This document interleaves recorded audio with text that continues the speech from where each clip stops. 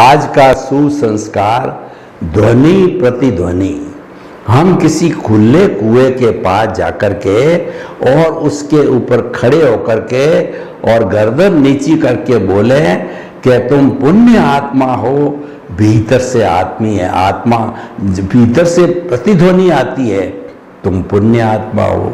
और हमने बाहर से जो है बोला कि तुम पापात्मा हो, तो भीतर से ध्वनि आती है कि तुम पापात्मा हो। इसका मतलब ये ध्वनि की प्रतिध्वनि है। तो हमारा जो वर्तमान जीवन है वो पिछले जन्म की प्रतिध्वनि है।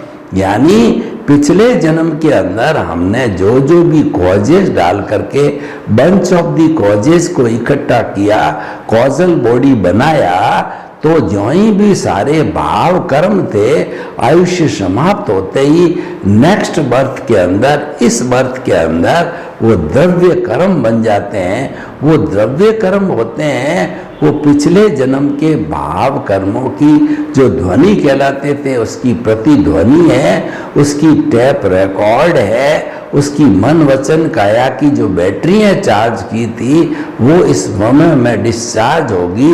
और वो फिल्म है जो पिछले जन्म में बनाई थी, इस जन्म के अंदर वो फिल्म जो है पूरी खुलती रहेगी। यानी वो भाव कर्म है हमारा, चार्ज पॉइंट है, और ये द्रव्य कर्म में डिस्चार्ज है।